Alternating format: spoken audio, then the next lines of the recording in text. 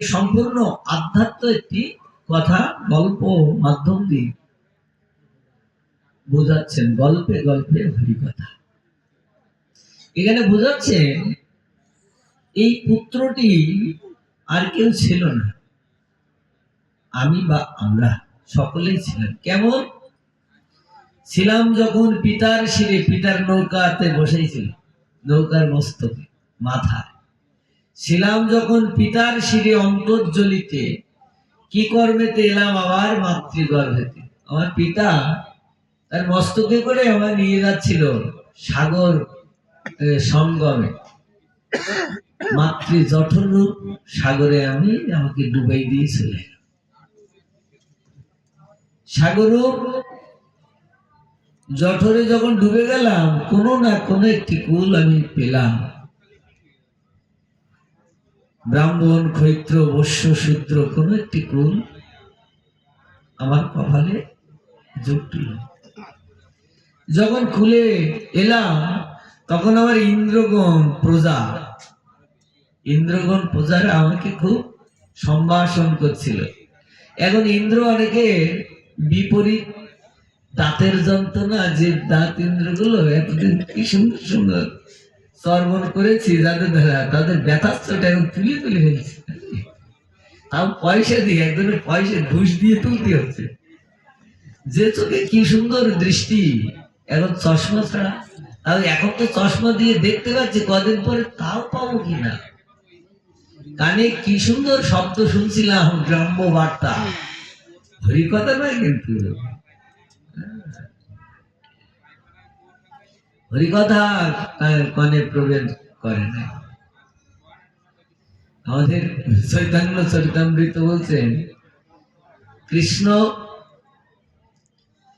কৃষ্ণ কথা যেন অমৃতের তরঙ্গিনী, তার প্রবেশ নাহি যে শ্রবণে, কানাকড়ি ছিদ্র সম জানিও সেই শ্রবণে, তার জন্ম হইল অকারণ।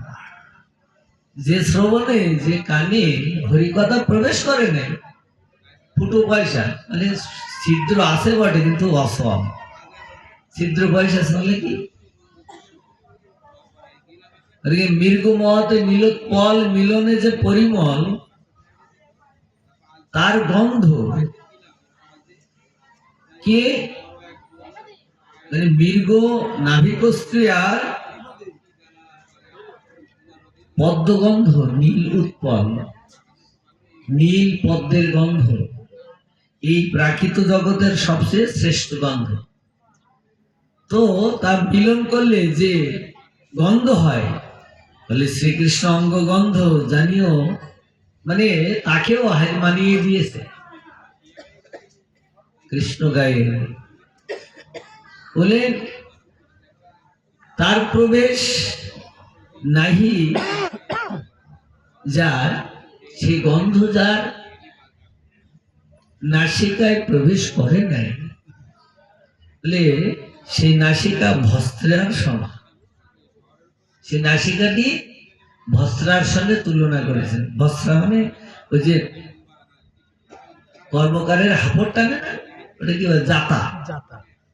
এই যে শুধু হাওয়া যায় আর বাহির হয়, শুধু এইটুকু মাত্র।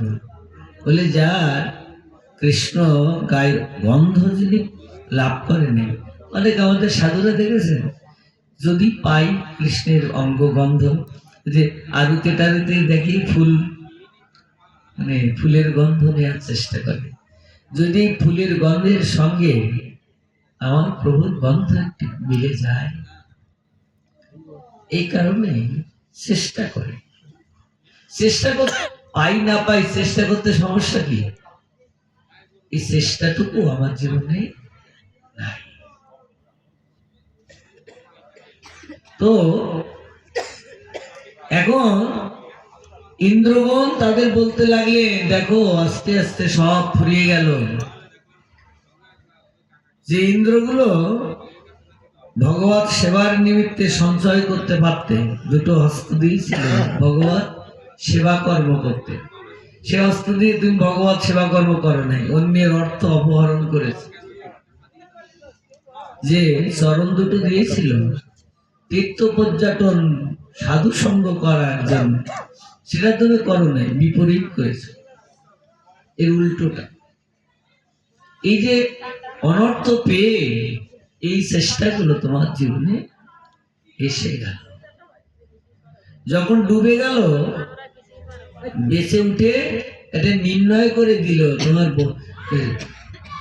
দামোদর প্রভু। এখন আমাদের একটা নির্ণয় আছে না, যখন 60 বছর পার হয়ে যায়, প্রায় বৃদ্ধ মানুষ দেখেছি 60-70 এলে বলে বাবা আর তো সময় নাই, মানে তারা বুঝে গেছে 70 বছরটাও আমার জন্য অনেক বেশি বেশি আছে, আর তো সময় নাই। তাহলে সময় যখন ছিল তখন কি গোবিন্দের নাম করেছি গো? অসময় তো অনেক চেষ্টা করছি। মহাপ্রভু বললেন চিত্তরূপ দর্পণ মার্জন, প্রথম শ্লোকার সাথে চিত্তরূপ দর্পণ মার্জন ভব মহাদাবগ্নি নির্বাপন। চিত্তরূপ, তুমি যদি আমার হরির নাম, আমার নামটা ধরে ডাক দাও, তাহলে সর্বপ্রথম তোমার কি হবে জানো? তুমি তোমার নিজের স্বরূপ দেখতে পাবে। স্বরূপ মানে আয়নার সামনে ধরলে কি হয়, নিজের স্বরূপটা দেখা যায় তো। কিন্তু তোমার যে আয়নাটা দিয়েছিলাম চিত্তরূপ আয়না, যেখানে তুমি নিজেকে দর্শন করার এক, তো অনর্থ দেখতে দেখতে সে অনর্থের ছাপ লাগতে লাগবে, অনর্থ কামনা বাসনার অনর্থের ছাপ লাগতে লাগবে সেই চিত্তরূপ দর্পণটা মলিন হয়ে গেছে, তাকে আর সেই আয়নাতে আর নিজেকে দেখা যাচ্ছে।